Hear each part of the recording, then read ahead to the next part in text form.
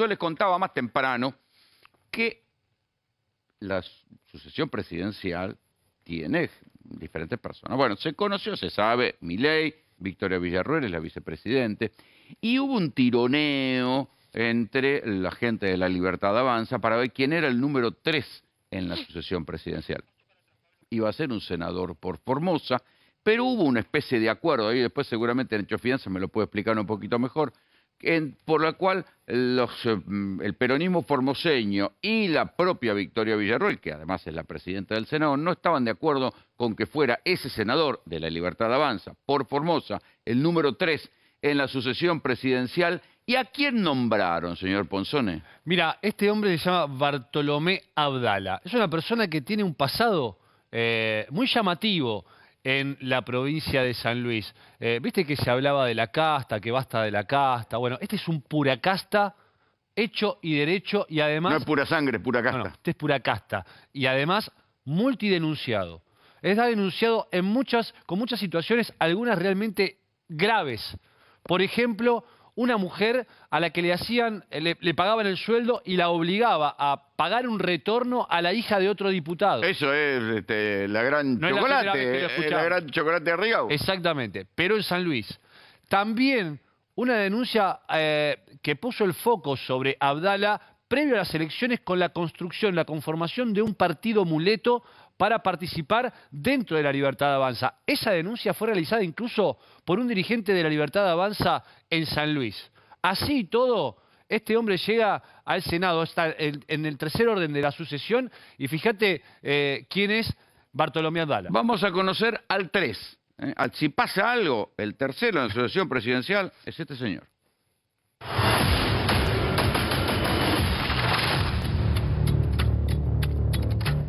El senador por La Libertad Avanza, Bartolomé Abdala, fue designado presidente provisional del Senado. Abdala tiene un pasado en la provincia de San Luis. Bartolo, como le dicen, es casta. Fue ministro de Turismo de San Luis en 2008 durante el gobierno de Alberto Rodríguez Sá, pero tuvo que dejar el cargo por denuncias de irregularidades en su gestión. Posteriormente, fue diputado provincial por el PRO, cargo en el que fue denunciado por la entonces jefa de prensa de ese cuerpo legislativo por amenazas y extorsión. Según la denuncia, Abdala habría obligado a depositar en la cuenta bancaria de la hija del presidente de la Cámara, Juan Carlos Eduardo, la suma de 30.000 pesos mensuales que debía sacar de su sueldo. Desde hace un año se pide que deposite 30.000 pesos a la cuenta de la hija de Juan Carlos Eduardo. Quien hace los aprietes de esto es Bartolomé Abdala. El arreglo, porque lo vamos a llamar así, es el siguiente. Yo comienzo a buscar trabajo, empiezo a presentar currículums en distintos lugares, uno de ellos al diputado provincial Bartolomé Abdala. Lo ve, me dice que lo va a consultar y que necesitan a alguien aquí en diputados, en el área de prensa. Días después se comunica y me dice que sí, que habló con el presidente de la Cámara, que voy a quedar, que el cargo es para mí, pero que voy a tener que depositar esos 30.000 pesos a la hija de Juan Carlos Eduardo. O sea que me cansé y digo, yo necesito cobrar, es mi derecho, a ver, me corresponde cobrar mi sueldo, la totalidad de él. Entonces me dice, me invita a tomar un café, a salir, y ante mi negativa me dice, vos vas a seguir depositándole a la hija de Juan Carlos, si no, me dice, te vas a quedar sin trabajo. La víctima, Margarita Ruiz, denunció además acoso sexual y laboral. Yo me acercaba para decirle, quiero cobrar mi sueldo entero. Y él en ese momento me decía que no, sin contar las salidas que me invitaba. Una vez me dijo algo de hacer un viaje. ¿Recibías acoso sexual? Totalmente. ¿Vos lo tomás porque te invitaba a algún lugar? Sí, me decía, vamos a tomar un café. Una casa que me dijo que no sé si la tiene Juana Coslay en las chacras, no lo sé, pero me invitaba. Una vez mencionó algo de un viaje, o sea, Pará. Me llegó como ser. Marga, cuídate. Te van a pegar un cuetazo si seguís así. Esta gente es mafiosa. Y hablo porque los mencionan a Juan Carlos Eduardo y a Bartolo Abdala. Decís que un intermediario te mandó una amenaza. Sí, ¿Tienes miedo? totalmente. ¿Querés ver la cara del miedo? Mírame. En 2021, siendo presidente del PRO, rompió con Patricia Bullrich y se fue del partido para cerrar un acuerdo con Javier Milei.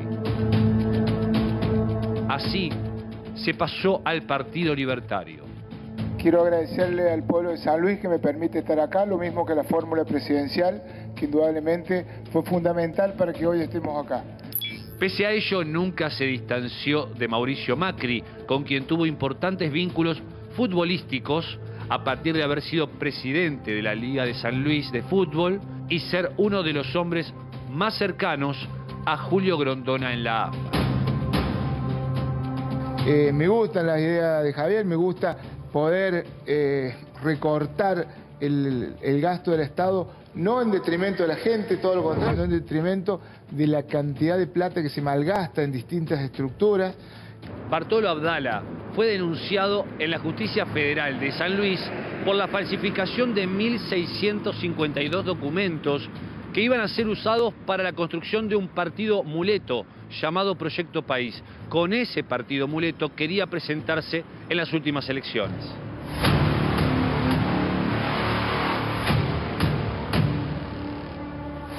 O sea, si algo me sucede, yo responsabilizo a Juan Carlos Eduardo y a Bartolomé Abdala y todo lo que tengan a su alrededor.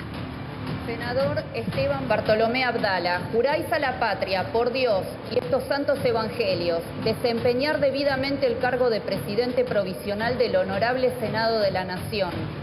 Sí, juro.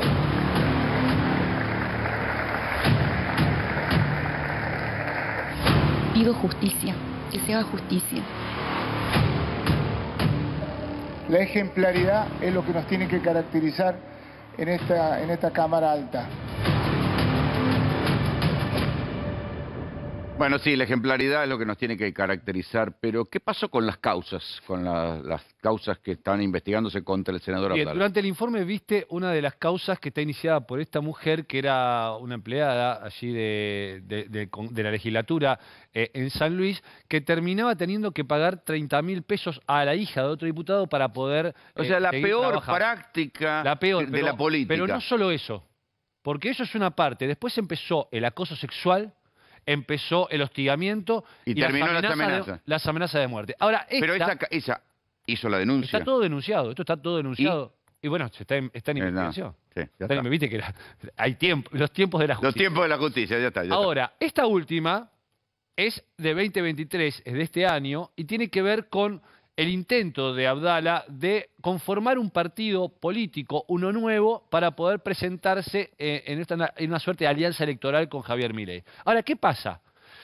Los propios líderes del Partido Libertario en San Luis terminan denunciando que Abdala fraguó 1.652 fotocopias de DNI. documentos para Sí. poder conformar. Lo que quiso hacer es armar un partido ilegal, un partido trucho, Sí. sin las personas dentro, digamos, y con documentación Y falsa. lo denuncian a él, a Abdala. Lo denuncian a él, Está en la Justicia concretamente. Federal la denuncia. Está denunciado. Finalmente, Abdala no avanzó con este partido para la competencia electoral.